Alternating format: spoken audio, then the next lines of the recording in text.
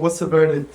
I don't know. What is? Is it good? Is it good? It's actually really nice. That's how I told you. I was like, Did you put lemon in it? limoncello. Oh, so It's like with lemon. It's a lemon liqueur. Yeah. But it's very, that's not so heavy. Like, it's very good. So when you have your shot, do you think you'd have a liqueur cabinet? Oh yeah. I mean, I actually could have it right Is this now. running?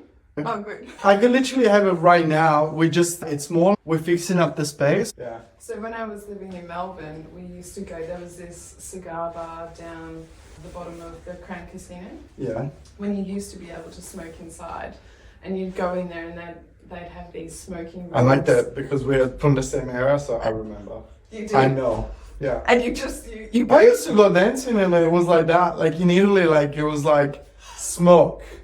Like literally when you go dancing, I don't know in Australia, but it was like the problem with the clothes, it was literally the next day, it was like smell like smoke. And your hair. Everything. Yeah. Oh my God. Yeah. And I remember there was this girl, like our ex-girlfriend, and there was one, when you're 16, like how many clothes could you possibly have? And I had this one t-shirt that it was like a long sleeve, like from the late 90s, it was a thing. And I wore it to like a club, and then like maybe 2 days later, like I aired it out and everything. But it still smelled, and I wore it. I was like, yeah, it's okay. I put some perfume. And then my girlfriend, did you just wear like the t-shirt from the other day? I was like, yes. Because you could smell it. And it's horrible. And then you'd wake up the next morning, and if you didn't wash your clothes and you just dumped them on the corner I know. of the room, your whole Oh, room God. would like smoke. With the same, I'm sure that we're part of the same era. Did you? So The cool era. totally cool. And we used Totally cool, yeah. there used to be common rules around fashion, and I'm very interested to understand how they've changed. When I was going to different events down in Melbourne with getting the suits, we used to get suits at the back of the boot of the car, but matching shoes, matching belt, or matching belt and matching handbag or bag. What are the rules around? I think there's a whole heap of millennial influencers that I follow, like on TikTok and Instagram, because I like to keep it up to date. And there's so many rules out there where the millennial influencer would say, don't do this, do that. This will be the version of what were you doing then today. Yeah. And you always see like a lot of, I feel like there's a big difference in the style is probably the biggest thing, like the cuts, like the pants, the width, and all of those things. But fundamentally, like the style is the same. Like the actual look of it, we are talking about like similar colors, similar feel, but then just different cut. And it's the same for guys as well. Even it seems like yesterday, but it's really was like more 10 years ago where there was like a lot of very tight suits and tight clothes and everything. And today there's a lot more relaxed. So it's a little bit more of a, like you're looking still formal, but then you have movement. Yeah. So that's what the big difference. But then one of the things that I can tell you that happens, and a lot of the people that I look after, like especially the guys, they would remember a time in their life in which they were cool, right? So let's say late 20s, right? There's a specific guy that I can think of. Is low-waisted pants and the sneakers, the thicker sneakers, the tight t-shirts. And that time, at the same time, that would have been like early 2000s, I was wearing low-waisted pants, jeans, I wasn't wearing sneakers, I was wearing like formal shoes with white jeans, tight shirt, tight jacket. It was a thing. Yeah. But I told him, I was like, that was definitely golden age for me. It was like in my mid-20s and shirt open all the way down here. Like, it was cool. But I'm like, it's 2024. There's two things that have changed. One, you gotta dress like a man. Yeah. Or an adult, really. Like, more than a man is, you gotta dress like an adult. Yes. Yeah.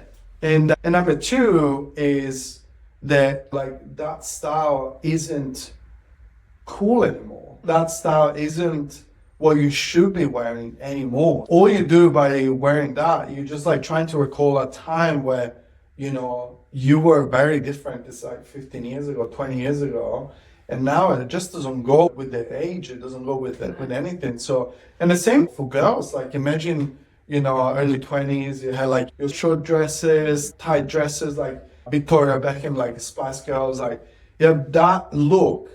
You can't do that like when you're like late 30s or mid 40s. I mean, you can for fun, but whenever like exploring, what's it called?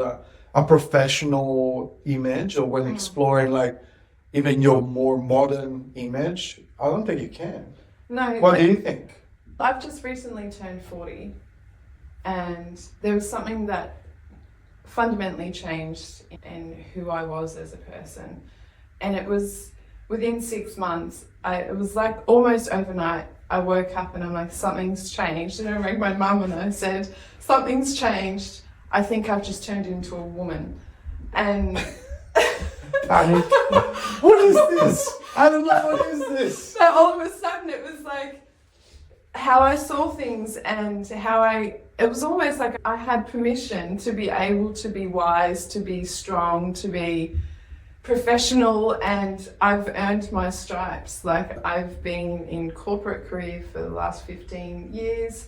I've been working in industry for 20, and it was literally overnight I woke up and I was like, all of a sudden I've now turned into this strong woman and... Lioness. Yeah. I would say lioness. Yes, probably, yeah.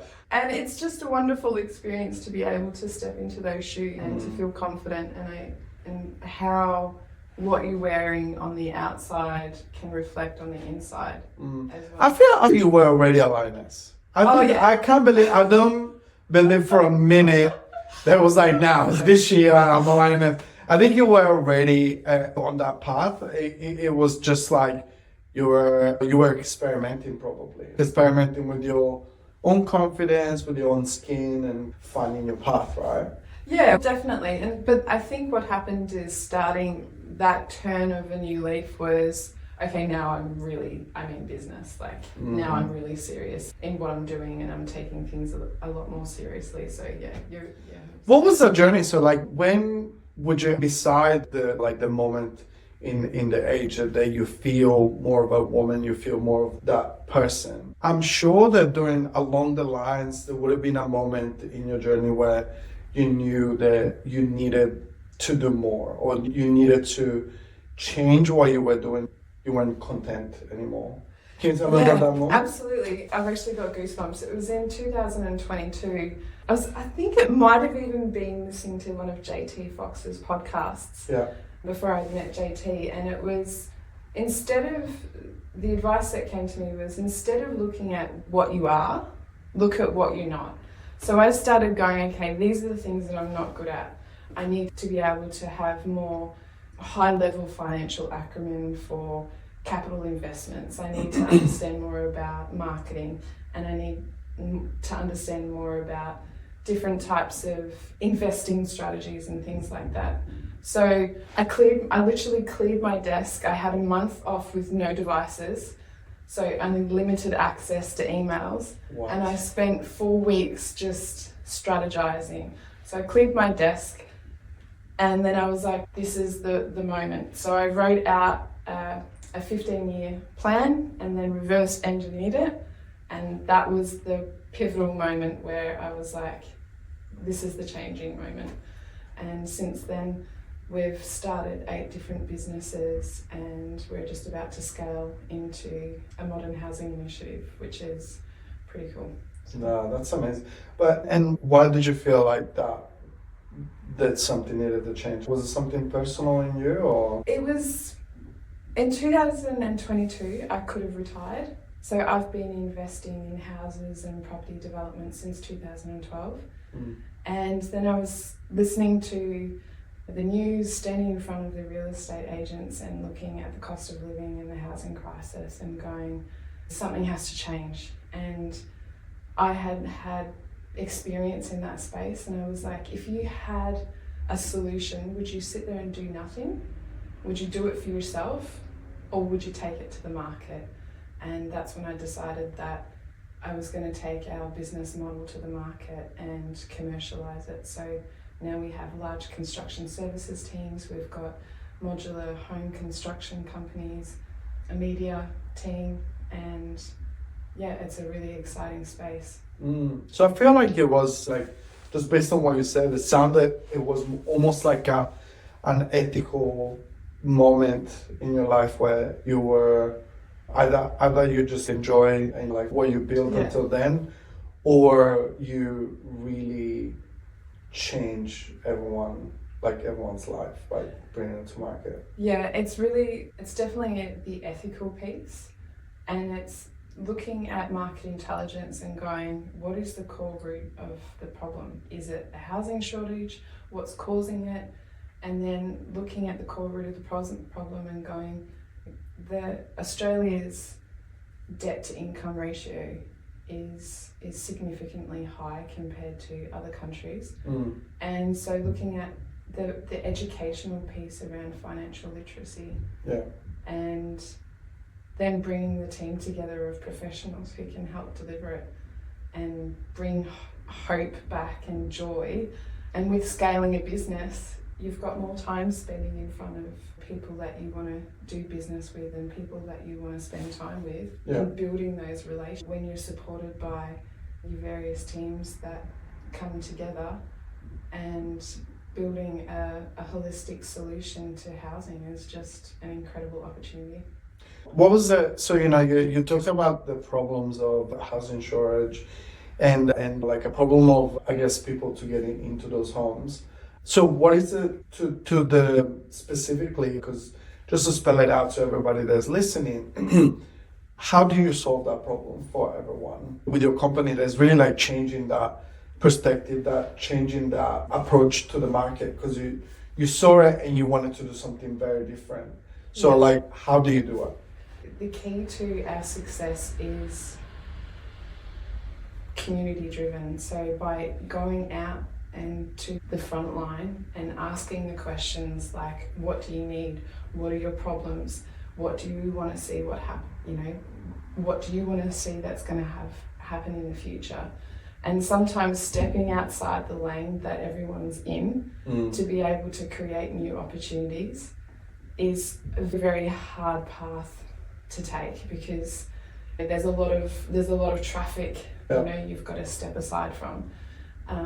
But once you're there, having the community-driven approach, but then being supported by industry, gives you a massive impact. And so one of our biggest value add assets in our organisation is our middle management, and working with stakeholders, whether it's different communities, the homeowner, the end user, different relationships that we have with policymakers and councils and builders and developers and investors, and then having an organisation like ours that brings everyone together, so there's synergy in the outcomes, and then it's everyone working together to be able to deliver a program that effectively works. How did you even come up with such an idea? I'm so interested, because nobody does it, right? It's because it's really hard. Oh my God, no one does what you do. And that's why it's so interesting to hear, like, even the idea behind it, right? Because it's like, how did you come up with this system? This system was based on our business. So I, as a problem solver, right? I remember my first problem that I solved, I was 7. Okay. It was in my lunchbox. So I had this Tupperware lunchbox, and I have a pear or a banana, and by the time it gets to your lunch break, it's all like squishy. I was like, you know what? I went home and I ran inside the house and I said, Mum, I've just come up with a new design to solve this problem. It's a Tupperware container that's shaped like a pear to put your pear in, right? And you close it and you put it in your lunchbox. Yeah. 20 years later, Tupperware brought those pieces to the market. It became a thing. So I was like already problem solving at the age of 7. But then this type of business model was something that I've always done is put community first. Yeah. And looking at the core root of the problems. And then once you've done that, a couple of times and you go, this actually works, you just rinse and repeat.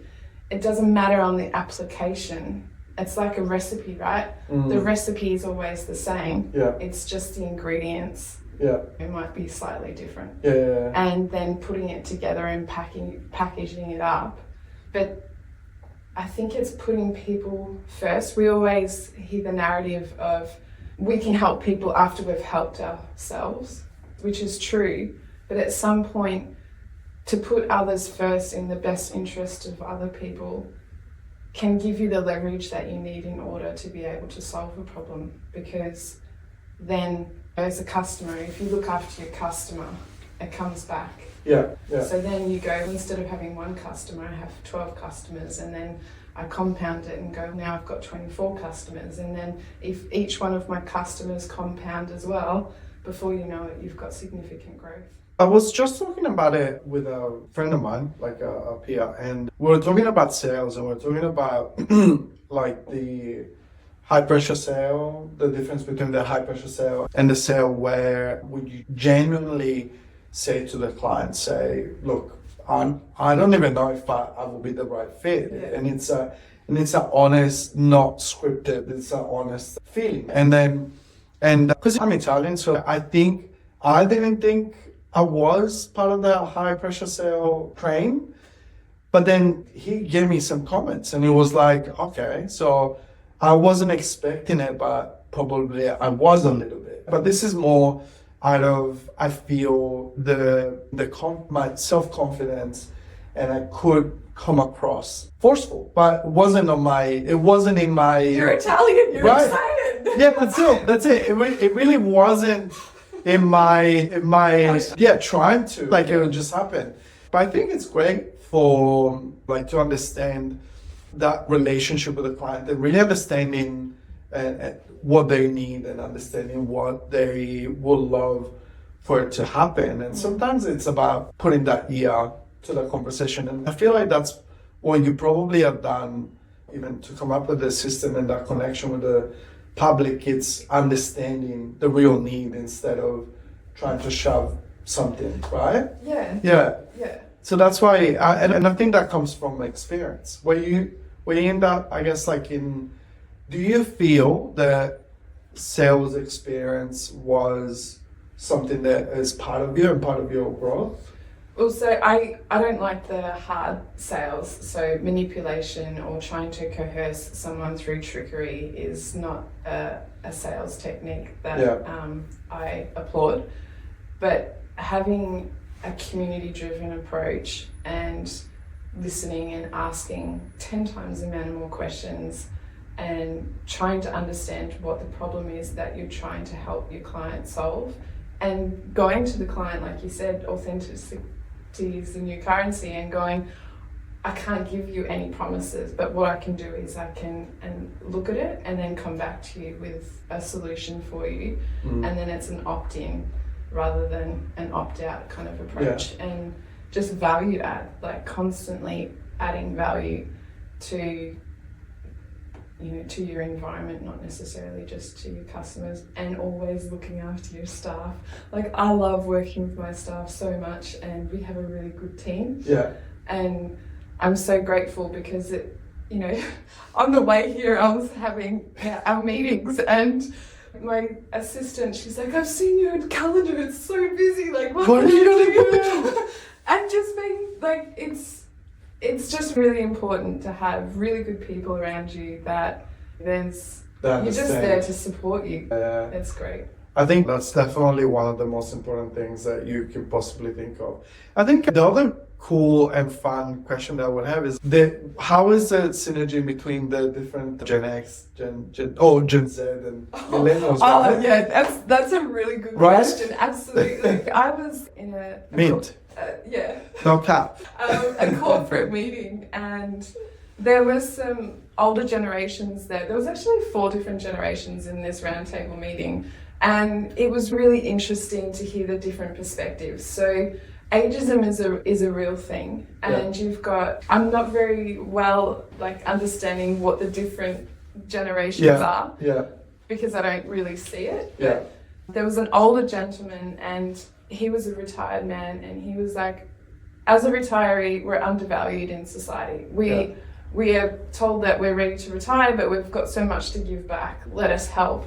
And then you've got the baby boomers, I think, and they're like generation millennials. They don't like working. And then you've got me, who's just on the cusp of Gen Y, maybe, I'm not sure, but I'm an Gen Z. Between millennials and Gen Z. Yeah. And I'm like, what are you talking about? I've been working since I was 14, right? And I've been raising a family with my family. And then my creative director's assistant, Michaela, she's like the younger generation, With Gen Z or Gen Y? Yeah, Gen Z. And she's just a little bit over 20. And I could see her, she's, hang on, this housing crisis is affecting me too. I'm working really hard, and so is my partner. And we have to, the thought of getting into our own home is almost non-achievable. We've got friends who think that having children is a luxury. Like, to me, that is like a massive big alarm bell. Tough. Because if you don't look after those generations and those market groups, the market drops out. Right? And like the political answer to this is everybody, like, you should take care of everyone and everything. But I remember when I was in my early 20s, like, no one took care of me. So it's almost like understanding like a happy medium and understanding what is the earlier, like the younger generation expecting and what's achievable. So for me, for example, I feel like my very humble beginnings, like I feel like I got a little bit of that street smartness about myself. With your cool shirts. Yes. So for me, I always tell this story, and like literally, for me, when it was more a moment to enter the market, I had my minimal expectation. So for me, in my specific case, because I'm more of a city guy, so for me it was like, I want to be close to the city. I want to be able to walk to the city if I wanted to, or run to the city, right? And so for me, and I want to be part of a neighborhood that I feel safe and I like it, and so on. So for me, it was like, once I got that, then for me was, what is the budget that I have and what can I afford with that budget? How old were you when you got into your first home? 27. And what did you have to pay a deposit? Oh yeah. So and I had to do it, like Angela and I, we did it by ourselves. Like they had our handout from the parents. For both of us, I must say that we are the parents in that relationship. So we had to do it by ourselves. We had to save some money. We were living below our means for a long time. Like, we were sharing a house for a long time, even though we were already married. And then as soon as we had the money put aside, we entered the market in what we could afford, which was literally a 2-bedroom unit. So it wasn't anything fancy, and it was one of those, I can live here, but we need to fix it. So it was one of those, right? But then even within our community, our friends groups, you hear these stories where they're like, oh, I want to buy my dream home where I'm going to live there forever. And when you're in your late 20s, even in your early 30s, that will be tough. I haven't bought the house where I want to live for the rest of my life. You know what I mean? Like, it's that expectation. What do you think that has anything to do with it? Or do you reckon I know there's a real issue, but do you reckon expectations might have changed a little bit? Or speaking to Michaela, who is that younger generation, and other people who I've done the Q&A with, is I think that there's a generalist association that the younger generation have high expectations, but I think also too that can be misrepresented. And I think that is part of the problem as well, is how messages are misrepresented in our community. But there's a mindset change that needs to occur. At the moment, The narrative is it's really hard to get into your own home. I'm never going to get into my own home. I'm going to have to rent and own nothing and I'll be happy. But there is a different way, and it is having those strategies. If you want to get into your own home, have a vision of where you want to be. Like, what do you want to be doing? What age do you want to do when you retire? Don't get comfortable, because as soon as you get comfortable, like, you fall into the comfortable trap. Reverse engineer and go, okay, if I'm going to go, this is where I want to retire, this is the age I want to do, have that flexibility of whatever it might be. Reverse engineer it, go, I might not be able to buy the house that I want to live in the city or in the really nice surrounding suburbs, but I might be able to buy a house in a regional town. If I live in it for 6 months, I can get the first homeowners grant, and then I can move back to the city for which I can work in. Having a strategy and then rent it out and then leverage that, because what the banks look for is if you've got the cash flow to be able to then borrow against the equity or borrow against the rental returns that you're gaining from those rental properties. So there's different strategies you can use to be able to get into home ownership, or even if you've got parents who have land, there's different land lease options that your parents can use in order to be able to develop their land as well, so they don't have to sell their land to a developer. They can, utilize that asset. There's heaps of different strategies. It's just having the educational piece to be able to step aside the busy lane and go, what can I do differently? How can I be creative in this situation to be able to get the outcome? And realizing that if you're sitting there waiting for someone else to do it, it possibly may never come. Exactly. Like, you just have to take a moment and then take the responsibility to be like, it's on you, right? Like to decide. And you make mistakes. Like you can make mistakes and then you can outlive the mistakes, or sometimes something bad can happen. But for example, I can tell you that my first property, even with a small unit, I went over my head because I didn't know the hidden costs. Oh yeah. I never thought of like the rates and this and that. I didn't think the maintenance, I didn't think of the hidden costs. But then you tighten the belt and then get on the other side of it. Okay, now I know. So then the next property, we need to think about all of these things. And do you work mostly with first home buyers, or really it's more? It's very wide market. So we deal, and every person that comes across, or every business that comes across, has a different exit strategy or has a different outcome that they want to achieve. So we deal with first home owners, we deal with developers, we deal with community housing providers, we deal with builders. So it's like coming to a place where it's to be able to get a solution is what we provide. Going back to the experience in housing, is when I was 19, I loved housing. I loved investment, renovating and things like that, but I didn't have the capital to have my own home yet. So I was like, I need to learn as much as I can. So I piggybacked off a family who were renovating houses, and I worked for a very basic wage to be able to paint and to learn all the different kind of spack fill, all the different things, all the different techniques in being able to renovate a house. And then by the time that I had a really good job, I went to university, got myself a really good job, and started to save some money and bought my first home, which, similar to you, was a 2-bedroom townhouse. Yeah, it was, classic. Yeah, tiny, but it was a great starting point. And then from that, I was like, now I've got some equity in my home. I'm going to sell that and then collect the equity, or collect the money that I've put into the house and that I've made off it, to then go and buy a family home, because we were recently married. And we bought land. So this is sometimes you can't plan for anything, right? So we bought land, getting ready to build a house on it. We are literally just about to pour the concrete the next day.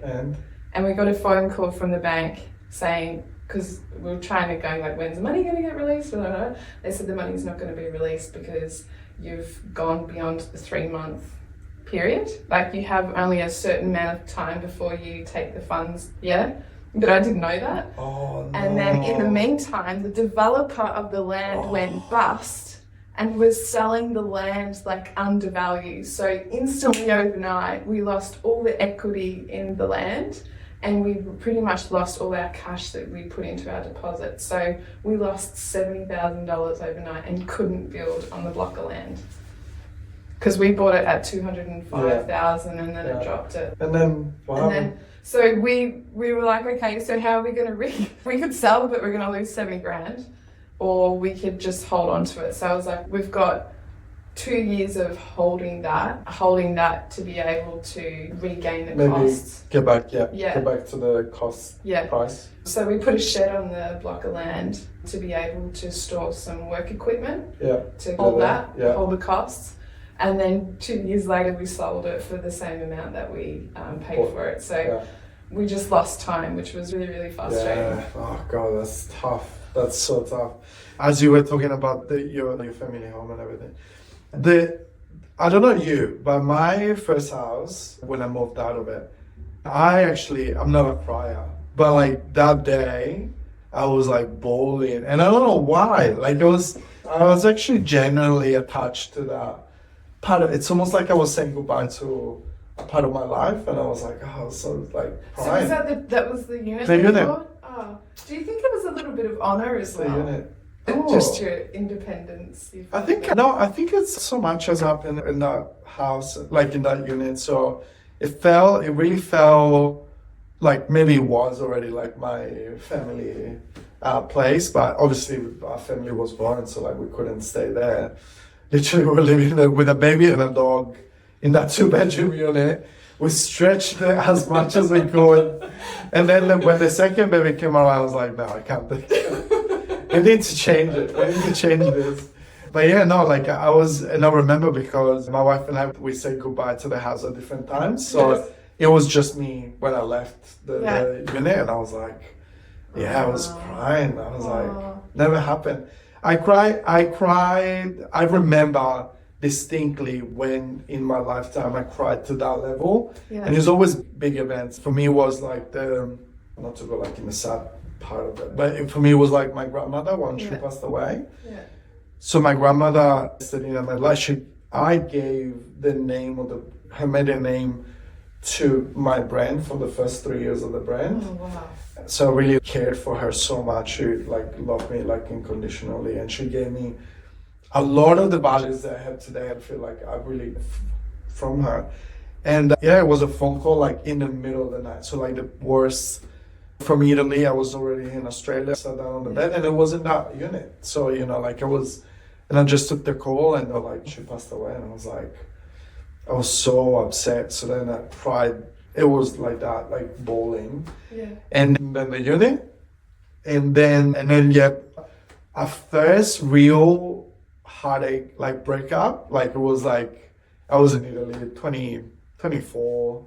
It was like a girl that I still remember her like vividly in my head. I was like, and we broke up because I was like silly being a boy, and another one was just like bawling in my bed. They break up with this girl. It's pretty traumatizing, really. You go back, how old were you?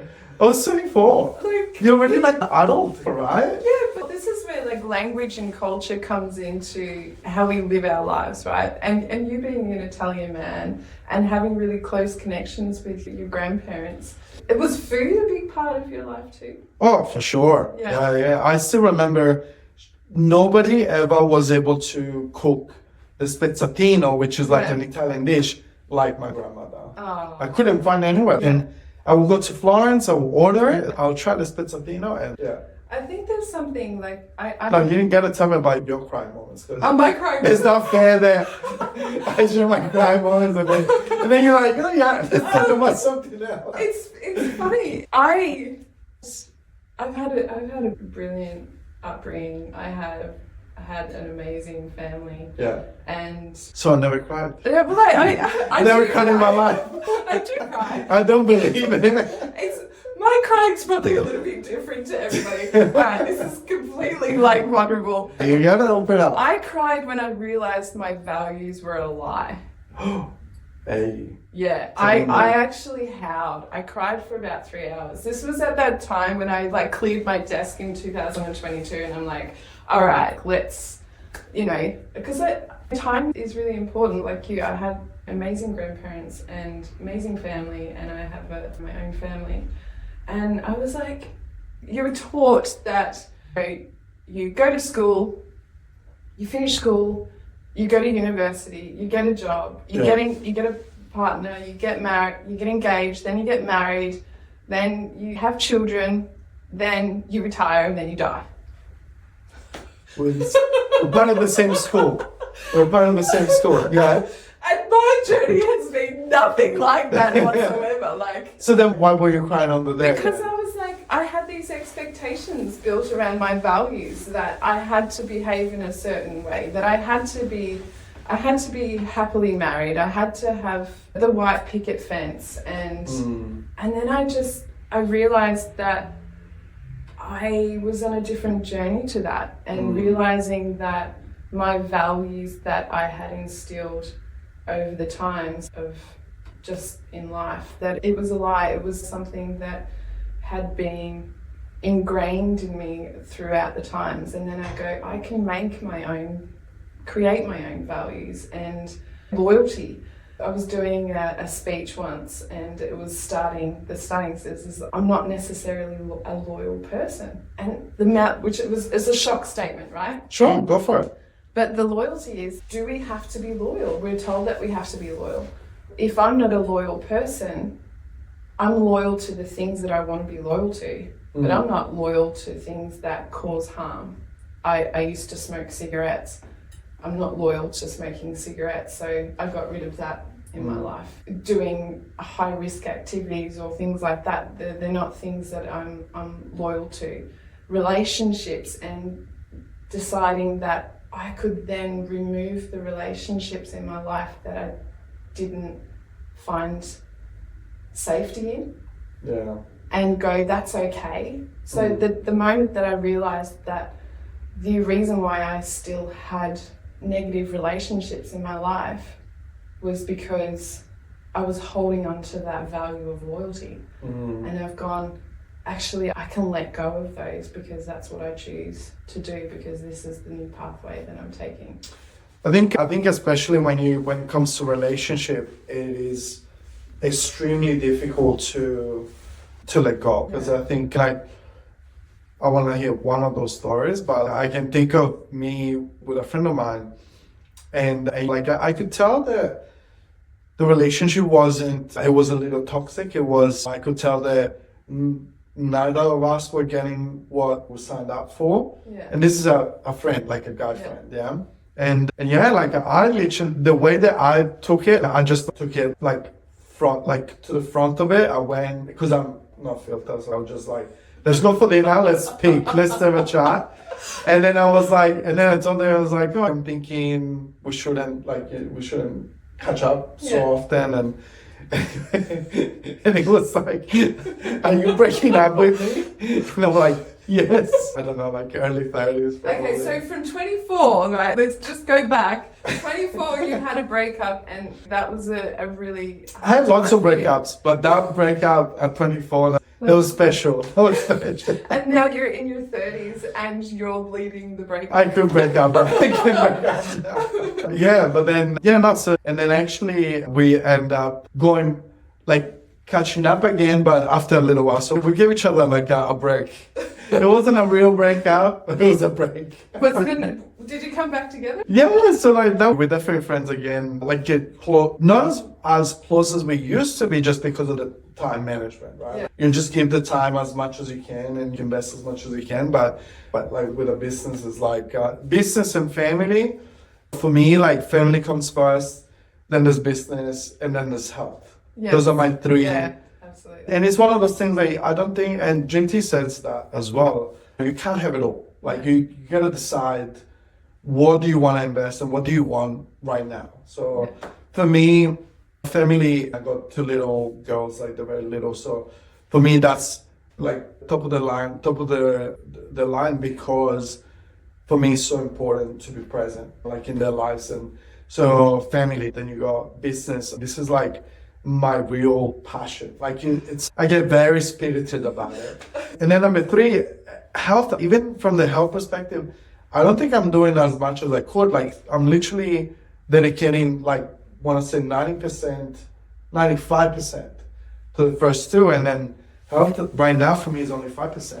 How about you? Like have you got what's your ratios? My ratio is. Because you look a lot more balanced. You look like you got it together. Tell us how to do it. So I have a high pressure environment that I work in, and I'm very well supported in my family. I spent the first 12 years of my children's life caring for them and studying and doing work on the family business.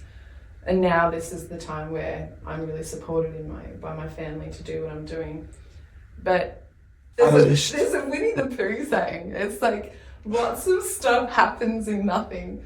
And I think having that time and making the time to, even if it was to go for a walk through the local park or something like that, it gives you opportunity to get creative. So even though having that time might feel like you're away from work, your work and your family benefit from having the time, like the downtime where you've got that open space to exercise. And then by investing in the time of your health, gives you more clarity and focus, so you're on fire. If you start getting like really cloudy and you're getting too busy, if you get to the point of being too busy, you need more time off.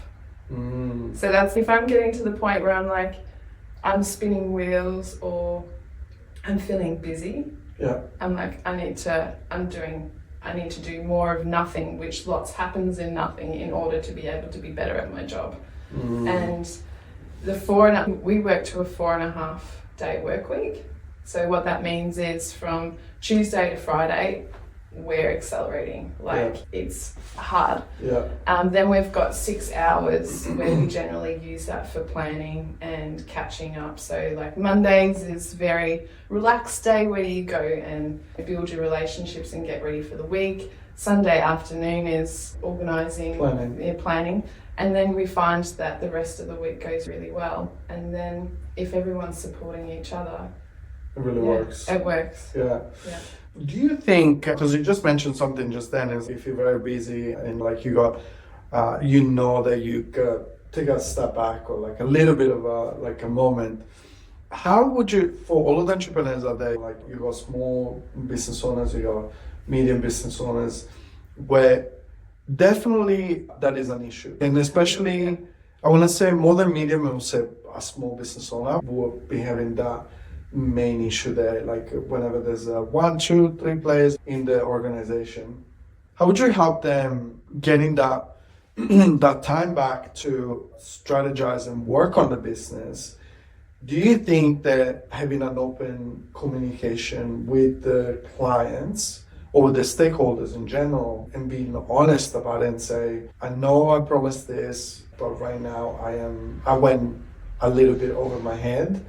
Do you think they will understand, or do you think that whatever that small business owner would have promised, he needs to stick to it no matter what? I think you're only as good as your word, right? If I say to someone, I'm going to send you an email, and I don't do it, which things do come up. For example, this happened on the weekend. I was supposed to send an email on Sunday, but I had an extended weekend because I had to attend to a family environment. Getting back to the client as soon as you can and just communicating to them as to reason. People are very generally understanding, but if you say you're going to do something or if you're going to deliver on it, you should be I'll work really hard to make sure that's delivered. But if you are finding yourself stretched, realizing that there is help out there, there's other businesses that you can almost do the plug and play approach where you have shared resources. Some of our clients tap into, say, for example, we have a shared bookkeeper. Our bookkeeper would service other companies. So that means that as a sole business owner who's wanting to scale their business and get out of the business and start working on their business has a scalable model that they can tap into and not having to pay for someone full time. So once again, like the housing strategy, being creative about the solutions and going, what I'm doing at the moment is not working for me. How can I do this differently? Because if you keep doing the same thing, it's of course, wanting to expect a different result. Yeah. I think that's, I mean, you really touched on a very specific thing where if you're doing the same thing and wanting a different result, you really can't expect that. What are the first steps for somebody in that position to trying to get out of that quote unquote hole, right? Like what is the self-education, but like you said, there's a company like yours they can reach out to. Yeah, also too is if you're digging a hole, stop digging and then take a breathe out of it and just go, what do I need to change? What is the push? So I deal with a lot of algorithms and maths in our strategy. So we use maths to strategize. So I can't remember I'll send it to you, but if you're finding pressure or finding a push, it can get that loud that something has to change and you don't want to break because you've got people who are relying on you. So as soon as you start recognizing that push, it's going, okay, what do I need to do to evolve, to change and do differently? And it can be just one step. Yeah. It might be that, okay, people sometimes deal with lists. I have to-do lists. I threw my to-do list out the window and decided to go, okay, what do I need to do today that's going to get me to the next step? Yeah. So it might just start off with one step. And then once you've achieved that new thing, you can then go into another one. And then as you start doing that and feeling more comfortable with being uncomfortable and doing things that are different, because change is hard, right? Once you start feeling more comfortable about the change, you become a change maker and master of change. It's great. I think there's two things definitely that I pick up from what you said. Like definitely the change is it's a big thing that many people need to, especially if you are in the line of business as an entrepreneur, you gotta get comfortable with, like to be able to understand that what you knew took you to where you are today, and then if you do want to get to another place, you gotta change, you gotta be a different person.